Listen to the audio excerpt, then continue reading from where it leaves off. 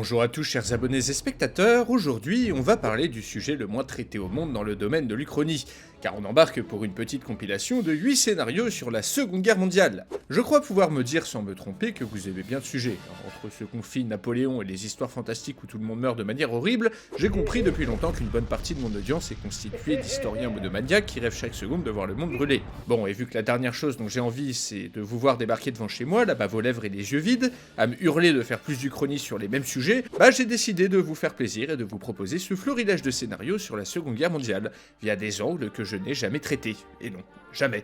Dans aucune du quintillion de vidéos sur cette guerre que j'ai pu faire. Gna Hitler il meurt, gna Hitler a la bombe atomique, gna les nazis en Antarctique, les nazis qui ont des armes futuristes. Bah oui, je continue d'en faire. Mais en même temps, vous cliquez à chaque fois. D'ailleurs, j'ai fait une playlist avec toutes mes vidéos Seconde Guerre mondiale et je te jure, je m'attendais vraiment pas à mettre autant de mes contenus dedans, c'est effrayant. Genre, ma chaîne, ça devient pire que ma Bitwig. Du coup, cette compilation de ici sera traitée d'une manière un peu plus rapide que d'habitude, et qui du coup me permettra de faire plein d'histoires alternatives en même temps sur des angles que j'aurais de toute façon pas traités dans une seule vidéo en particulier. Voilà, en gros, si le concept vous plaît, il y a large de quoi faire d'autres épisodes, que ce soit sur la Seconde Guerre mondiale, même un autre conflit. Je vous assure, c'est pas les « et si » qui manquent. Et si vous manquez encore d'histoires alternatives pour la Seconde Guerre mondiale après cette vidéo, pourquoi ne pas créer la vôtre, grâce au sponsor du jour, le jeu mobile et navigateur Call of War. Call of War, c'est un jeu de stratégie PvP gratuit qui vous permet de prendre le contrôle d'un pays durant la Seconde Guerre mondiale. Militaire, économie, technologie, vous pouvez gérer tous les aspects de votre nation et affronter jusqu'à 100 joueurs pour la domination du monde. Niveau contenu, il y a de quoi faire, vous pouvez produire des tanks, des avions, des bombes nucléaires si vous êtes chaud, vous pouvez déclarer la guerre à vos voisins, mais aussi construire des alliances en utilisant le chat. En gros, ce que j'aime bien avec ce jeu, c'est qu'il ne demande pas un investissement en temps phénoménal, vu que c'est de la stratégie de long terme, vous pouvez vous connecter un peu quand vous voulez pour suivre vos offensives, construire des unités, des bâtiments. Ça fait une petite pause détente dans la journée où je pars démolir du tank et de l'infanterie mécanisée. C'est dispo sur mobile et PC avec le même compte. C'est assez simple à prendre en main et si vous utilisez le lien dans la description, le QR code qui s'affiche à l'écran, vous disposerez de 13 000 gold et d'un mois premium offert à l'inscription. L'offre est valable 30 jours après la sortie de cette vidéo, donc si vous voulez vous mettre à Call of War, ne tardez pas trop. Bref, et sur ce, retour à la vidéo avec cette déferlante de mini-uchronie qui commence par... Et si Hitler n'avait jamais repris la Rhénanie ? Comment annuler la Seconde Guerre mondiale avant même qu'elle commence ? Eh bien, il aurait peut-être suffi d'un peu de courage tant qu'il était encore temps. Dans la réalité, juste après le traité de Versailles et la fin de la Première Guerre mondiale, la Rhénanie, vaste région frontalière avec la France, fut démilitarisée et transformée en zone tampon. En 1936, Hitler, alors arrivé au pouvoir depuis 3 ans, envoie ses troupes réoccuper le territoire sous prétexte d'un exercice. La France, ne voulant pas la guerre et lâchée par l'Angleterre, ne réagira pas, ce qui permettra au Führer de bénéficier d'un immense gain de popularité, et à l'armée allemande de s'installer à la frontière de la ligne Maginot. Mais les Français ont bien failli déclarer une mobilisation qui aurait fortement contrarié ce coup de poker. Si les autorités françaises n'avaient pas eu autant d'appréhension à mobiliser, puis à envoyer des troupes en Rhénanie, il aurait été très probable que la réoccupation de ce territoire ait été un échec total. Car oui, dans une réalité alternative où l'armée française aurait été envoyée au-delà du Rhin, les troupes allemandes auraient été strictement incapables de réagir. Celles-ci étaient peu nombreuses, sous-équipées, 5 bataillons légers qui avaient d'ailleurs l'ordre de reculer si les Français réagissaient. Le moindre mouvement militaire français, même sans le soutien des Anglais, aurait entraîné un retrait immédiat des Allemands, et aurait été un échec retentissant pour Hitler entamant son prestige. Les Français, voyant qu'Hitler marche au bluff, n'auraient par la suite pas laissé les mains libres au Führer comme dans la réalité. Celui-ci, grandement affaibli politiquement à la suite de cet épisode, se serait par la suite sûrement fait renverser par des militaires haut gradés de l'armée qui lui étaient hostiles. Nombre d'entre eux, dont le célèbre Heinz Guderian, ne croyaient pas du tout au succès de l'opération. La vieille garde prussienne, pas franchement fan d'Hitler, aurait pu profiter de l'occasion pour prendre le pouvoir et instaurer un régime, une dictature militaire tout en se débarrassant des nazis. En conséquence, dans ce scénario, si le gouvernement français avait un peu plus porté ses couilles, on aurait peut-être évité la Seconde Guerre mondiale dans sa totalité. La lutte contre le communisme aurait remplacé la lutte contre le nazisme, et l'Allemagne serait restée une puissance secondaire pour un bon moment, changeant totalement le cours de l'histoire.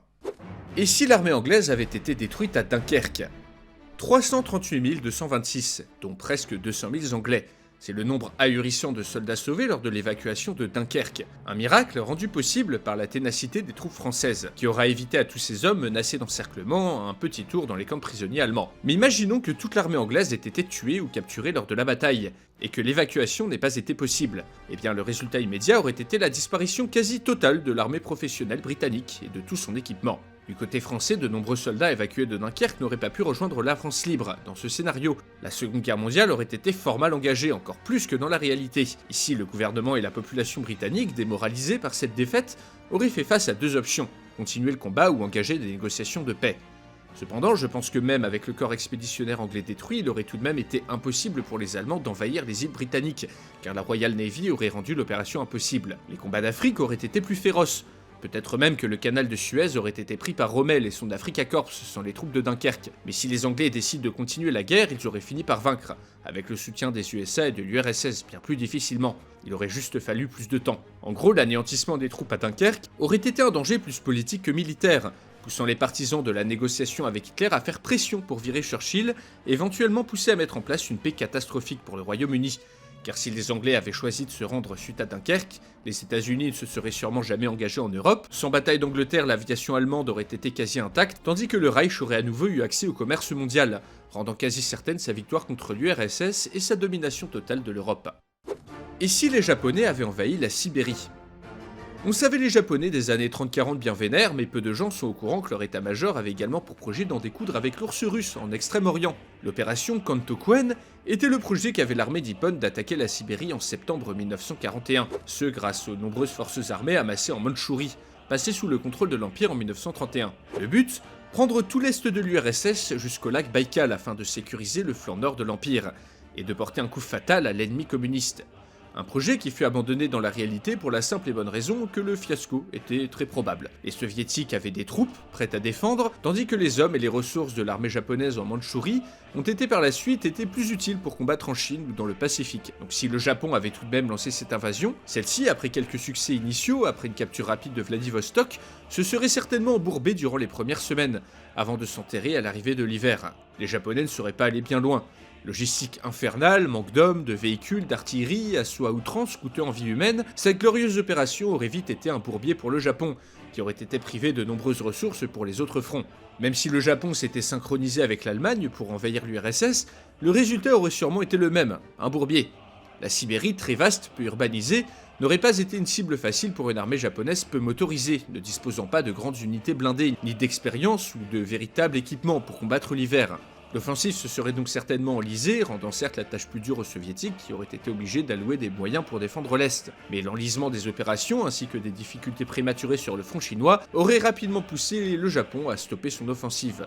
Dans ce scénario, l'intensification de la guerre avec les États-Unis aurait précipité l'échec de l'opération Kantokuen, et le Japon se serait sûrement écroulé en 1944, sous la pression combinée des Amis. Et si les Allemands avaient pris Moscou en 1941 ?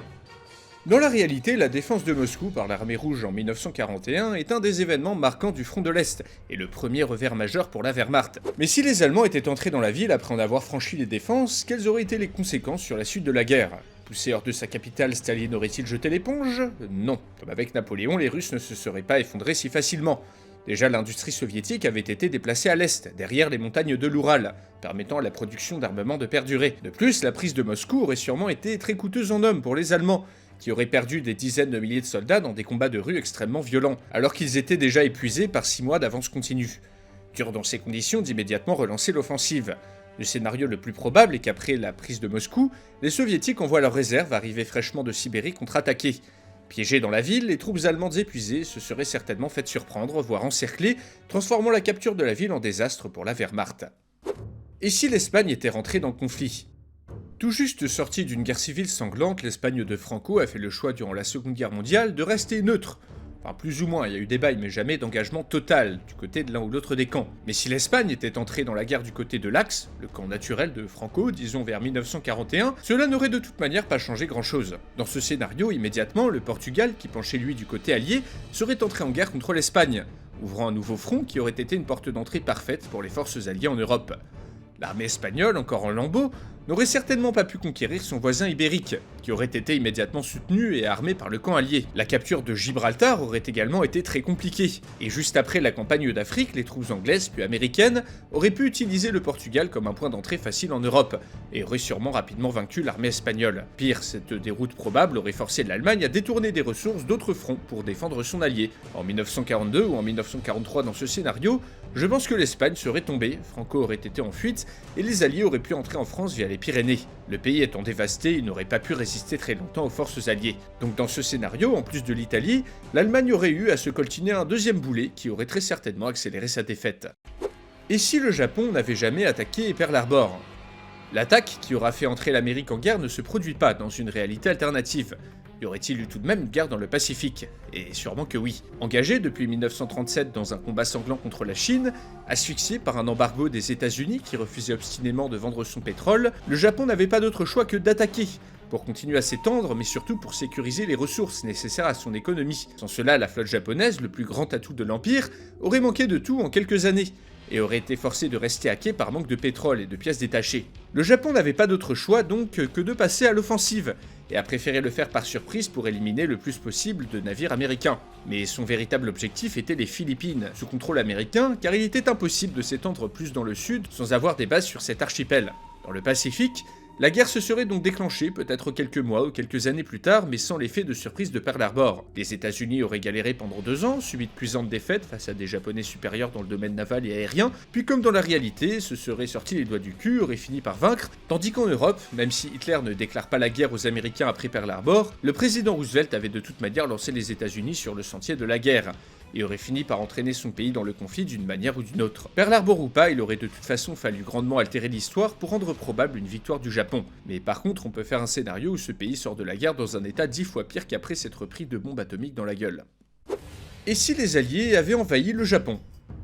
Dans le genre des opérations catastrophiques qui ont été prévues mais annulées, l'opération Dawnfall, l'invasion du Japon par l'armée américaine, aurait certainement été la plus meurtrière. Vers la fin de la guerre, après les très sanglantes conquêtes d'Iwo Jima et d'Okinawa, les Américains prévoient de débarquer sur l'archipel principal du Japon. Problème, avec une population fanatisée, des défenses de partout et une armée japonaise encore nombreuse, cette opération aurait été un carnage des deux côtés, qui fut évité lorsque les 2 bombes atomiques furent lancées sur Hiroshima et Nagasaki, et lorsque les soviétiques envahirent la Mandchourie, poussant les Japonais à se rendre. Mais imaginons que pour une raison ou pour une autre, les Japonais ne se rendent pas, et que l'armée américaine doive débarquer sur l'île. L'opération était prévue en 1946, après une campagne de bombardement qui aurait fait des dizaines voire des centaines de milliers de victimes. Dans ce scénario, les troupes américaines, en large supériorité matérielle et aérienne, auraient eu à faire face à des millions de soldats prêts à mourir en martyrs, ainsi qu'à une population que le gouvernement avait armée, parfois de simples arcs ou mousquets, afin de résister à l'envahisseur. On parle sérieusement de tous les hommes de 16 à 60 ans et de toutes les femmes de 17 à 40 ans, à qui on donnait des fourches et à qui on allait demander d'aller embrocher le premier soldat américain qu'ils voyaient. Côté japonais, 10 000 avions et des centaines de navires avaient pour ordre de mener des opérations kamikazes contre la flotte d'invasion. Côté américain, on parle d'une flotte de 42 porte-avions, 24 cuirassés et 400 destroyers et escorteurs qui devaient amener des centaines de milliers d'hommes sur la terre ferme. Île par île, ville après ville, maison après maison, l'opération aurait littéralement été un carnage. Les estimations de l'état-major US étaient de 1 à 2 millions de morts et blessés côté américain, et de 8 à 10 millions côté japonais en comptant les victimes civiles. Les troupes américaines auraient dû avancer durant des mois, dans un Japon dévasté, touché par la guerre et la famine, au milieu d'une population fanatisée les attaquant avec des armes médiévales, devant mener des opérations militaires de grande ampleur, puis une contre-guérilla infernale dans des conditions dignes des pires périodes du front de l'Est. Et si l'empereur, malgré l'invasion américaine, avait décidé de ne pas se rendre, on peut imaginer que certaines parties de l'archipel auraient résisté durant des années. Bref, un carnage abominable qui heureusement a pu être évité. Peut-être même que cette invasion aurait permis aux soviétiques, alors présents en Corée, d'envahir également eux-mêmes le Japon, menant une partition du pays comme celle qu'a vécue l'Allemagne dans notre réalité, provoquant ainsi une guerre froide bien différente. Avez-vous d'autres idées d'histoires alternatives sur la Seconde Guerre mondiale? Je pensais également à faire une suite, ou bien d'autres compilations de ce genre sur des sujets plus fantastiques. Bref, dites-moi dans les commentaires ce qu'il vous plairait de voir, et n'oubliez pas de vous abonner si cette vidéo vous a plu. Encore merci à Call of War pour avoir sponsorisé cette vidéo. Rappelez-vous, si vous voulez essayer ce jeu de stratégie navigateur et mobile, vous avez 30 jours pour utiliser le lien dans la description ou le QR code qui s'affiche à l'écran pour recevoir 13 000 gold et un mois premium offert. Et en attendant, chers abonnés et spectateurs, on se dit à la prochaine pour une nouvelle vidéo.